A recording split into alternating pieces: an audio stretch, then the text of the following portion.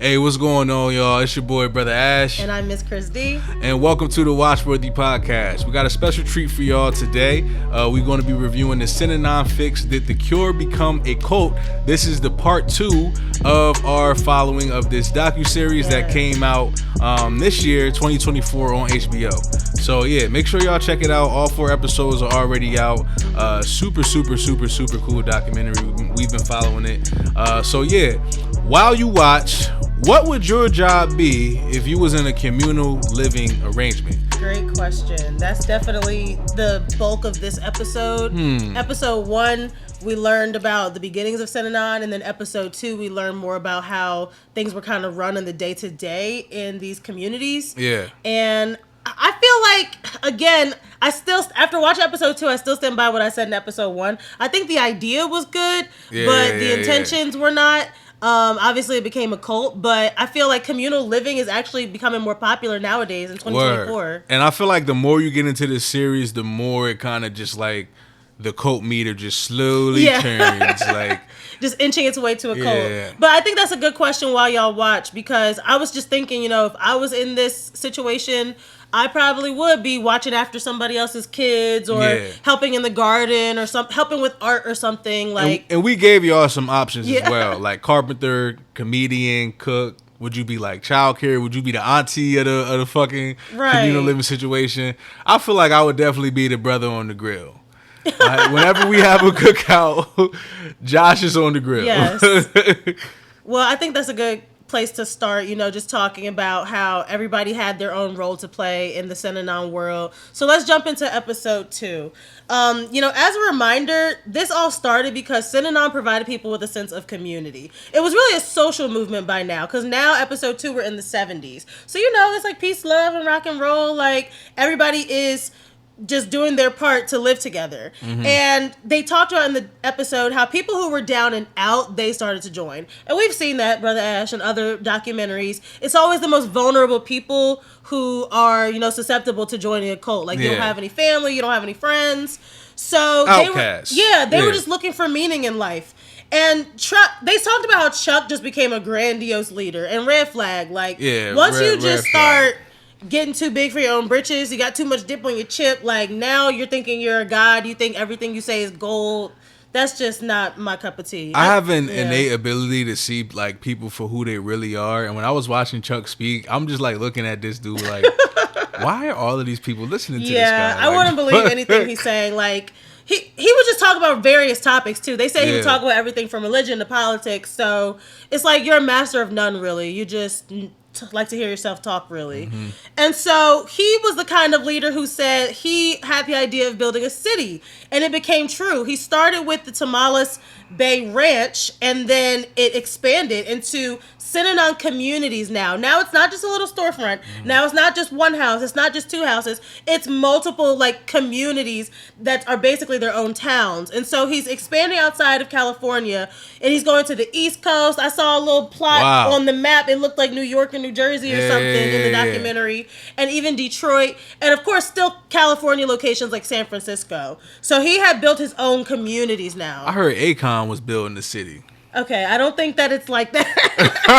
I don't think Akon's building. Akon is trying to bring electricity to people in rural areas. This guy was just trying to get a check. Yeah. And so, but I think it is something. It's a great idea. Yeah, it is a great idea. That's a fucking great idea. To like build your own cities and like, I would love to have like my own little block of people that I just knew was good people. If we had our own little community and economy, that should be cool, man. Well, I think maybe that's why it fooled so many people. Like, the facade of Synanon looked like it was still helping people. It looked like it was a good cause. Again, like I said, it was one of many social movements. So they were always on to what's the hot new thing, like. So, like I said, Chuck just liked to hear himself talk. They actually said that everything he said was taped. Red flag. Yeah, red flag. I didn't start a podcast because I like to hear myself talk. contrary to what people might think. Like, I am talkative, but I'm not the type to record every little thing. You got a microphone on the lunch table. Like, what were you really just trying to help people, or were you just trying to hear yourself talk? So I think we learned the answer. Yeah. So much so that he created The Wire, which was an internal radio station for all Synanon facilities across the country, which allowed Chuck to be everywhere at all times. This guy was on one. Yeah, y'all. I mean, he was on a different level. You're starting your own radio station in the 1970s to get your word out. I say this all the time when we cover these quotes. The heads of these quotes be wild. Yeah. They be like way left field. You feel me? But like, it's kind of like, wow. But that was a great idea. It was a good idea. I think that's why episode 1 we called him like a twisted genius or something. Yeah. Because this had never been done before. Again, like radio was even a new concept to people. Yeah. So that was definitely interesting to learn in the documentary. But Chuck really had an iron hand when it came to Synanon. They said basically whatever he said goes. If he said like everybody's paint their toenails blue, you got to do it. And I don't like that. Red flag. That's where it started to feel like a cult to me. It was at that moment in episode 2 when I realized this is turning different. Because you can't just have one person making all the rules. Where's your board of advisors? Fuck that. He just had a bunch of assistants who were just yes men. We're way past that.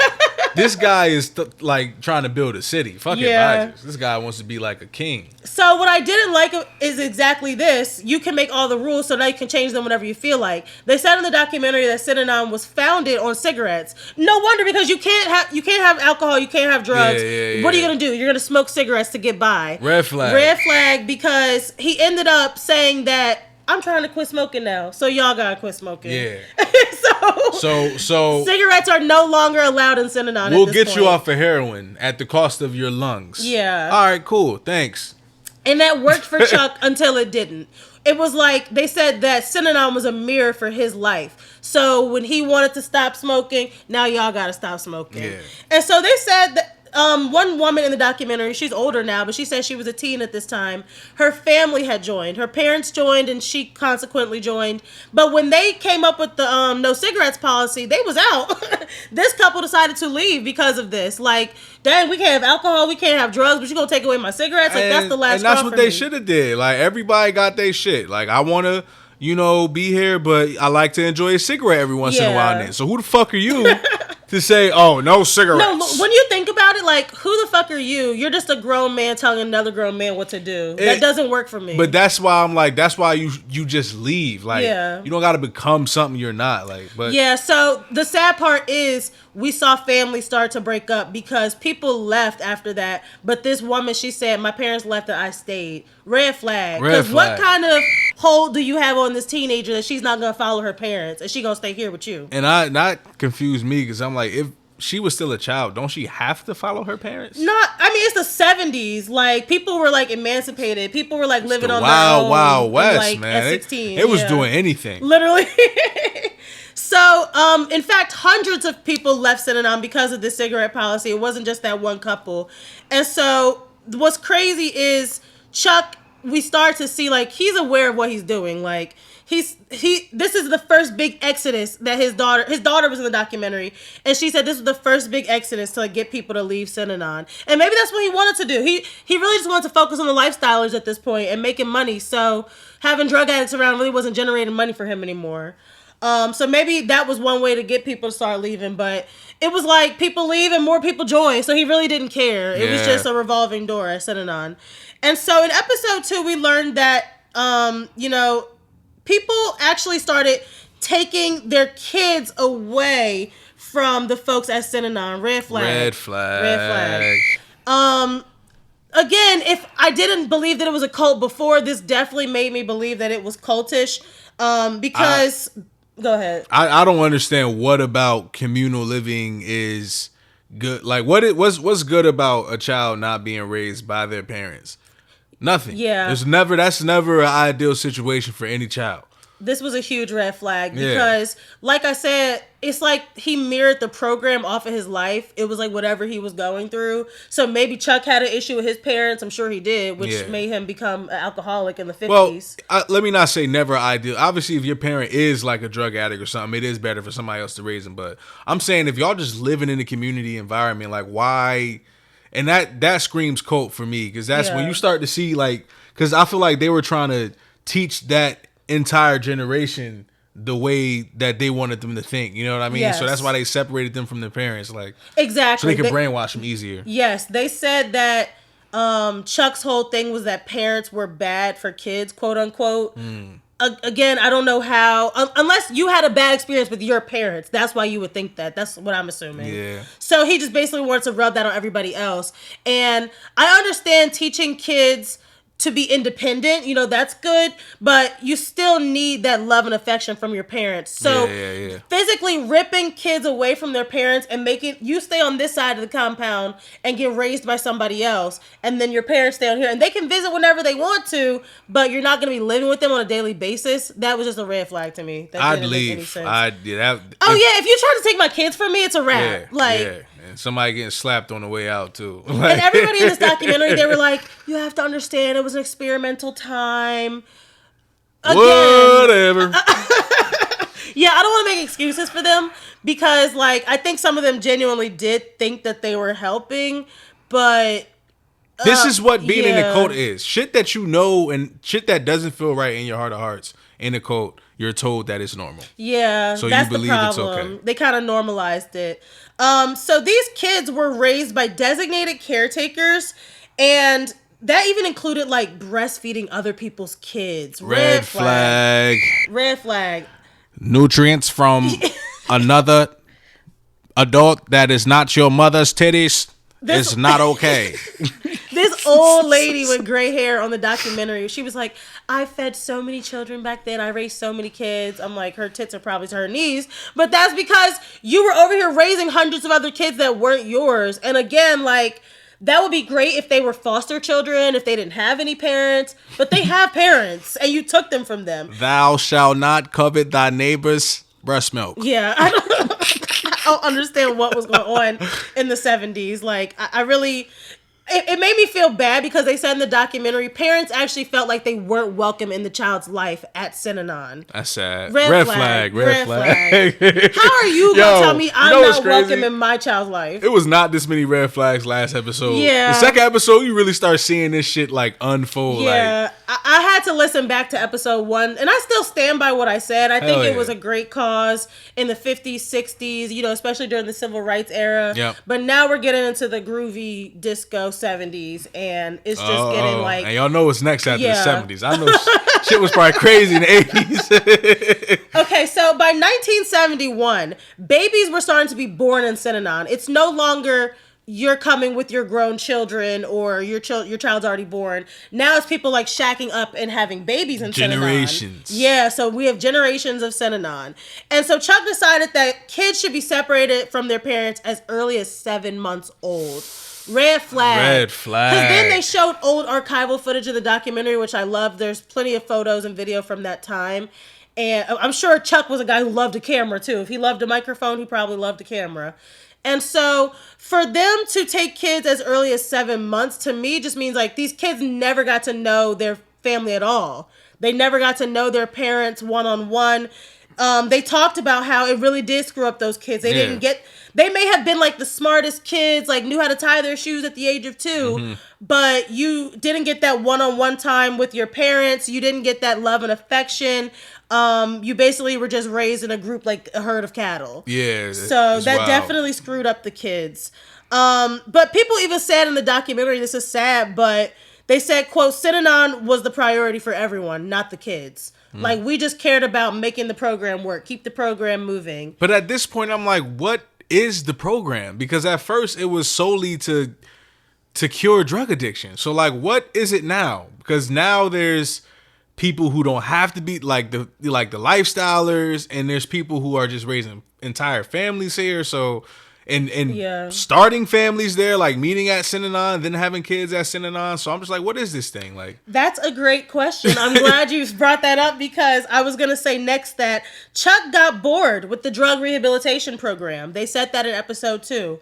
how do you just get bored with something that you started to help people? Like, I understand if this is not your passion and your fulfilling work anymore, maybe that means you need to step down and you don't need to be the leader. Stepping down would have been lovely. Yeah, but instead, you want to keep this going. You want to keep your power. So he started getting into social experiments. Red flag. Because if I'm joining Synanon, I didn't join a social experiment. I joined either to have a community or to get help with drugs, but now I don't want to be poked and pried at like a guinea pig. Yeah. And that's exactly what he started to do with things like the stew, quote unquote. We told you guys last episode about the game, which was basically attack therapy, where people would just yell terrible slurs and things at each other to hold each other accountable, quote unquote. That was the reasoning behind it. But now with the stew, this was a room where they would do the game 24/7 with a gallery for people to watch. Red flag for me. Yeah, red flag. Because,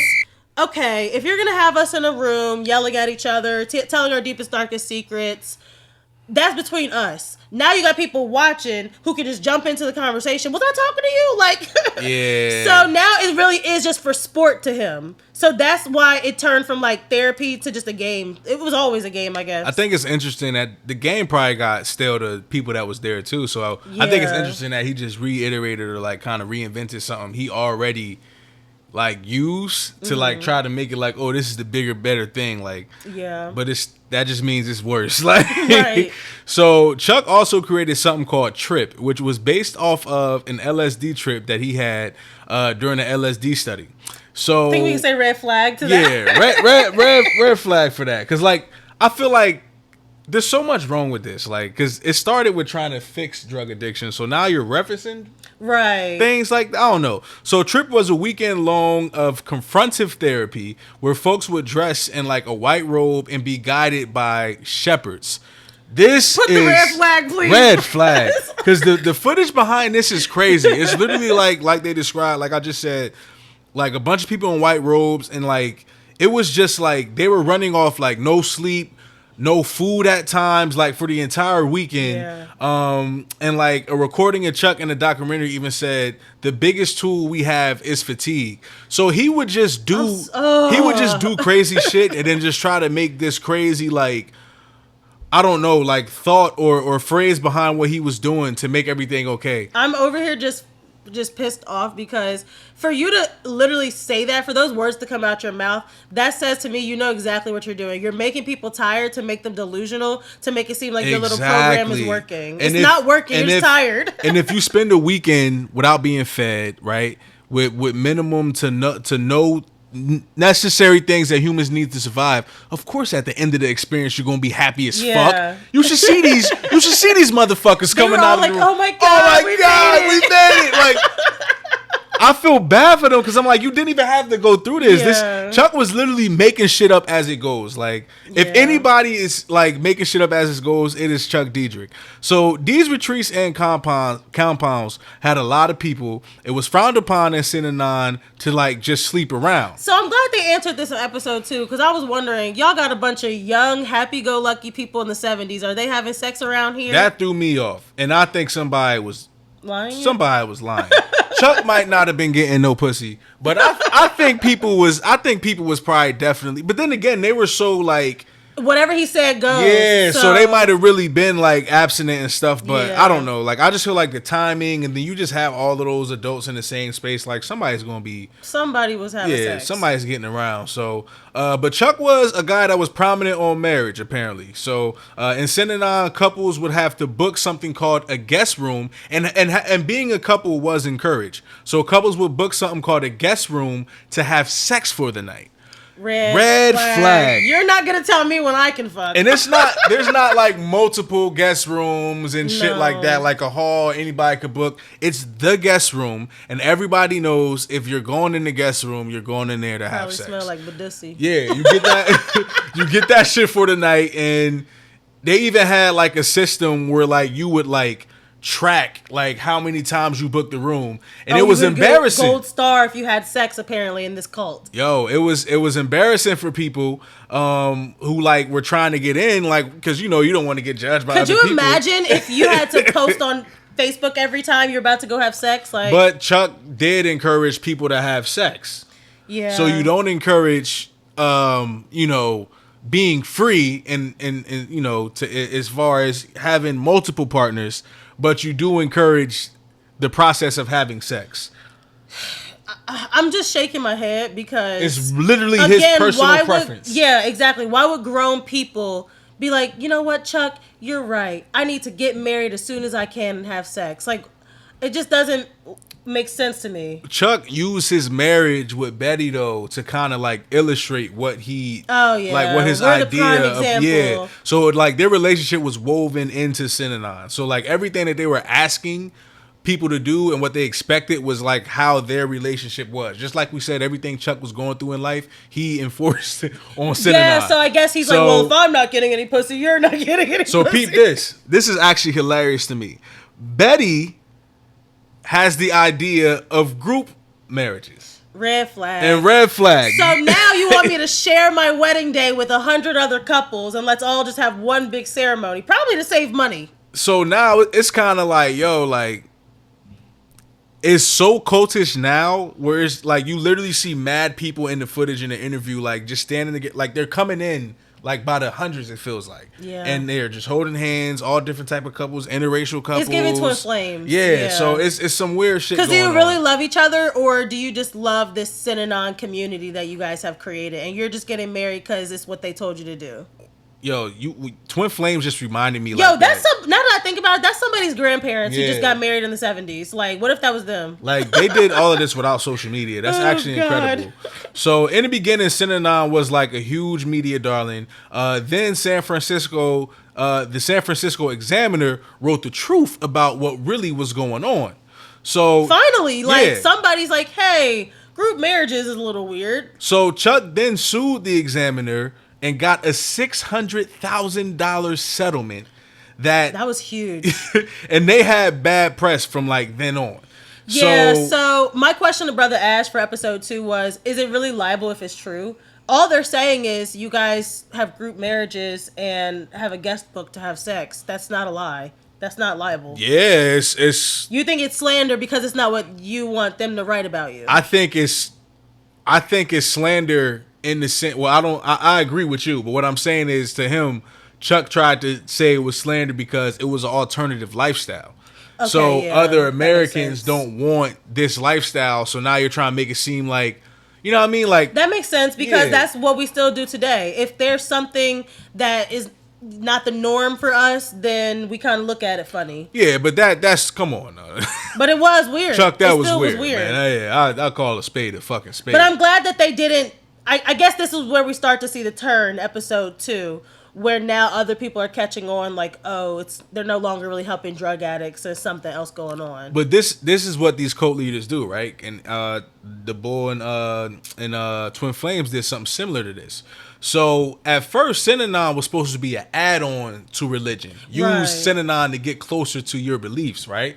But then Chuck has this idea to file Synanon with the IRS as an actual religion because it gives you tax exemption. Red flag. Why don't I be thinking about these things? That's what I was saying. I'm like, I guess because I'm not a fraud. I might turn the label into a religion. Oh my God. The religion of Maplewick Records. I don't know why. We believe in making great music. I don't know why.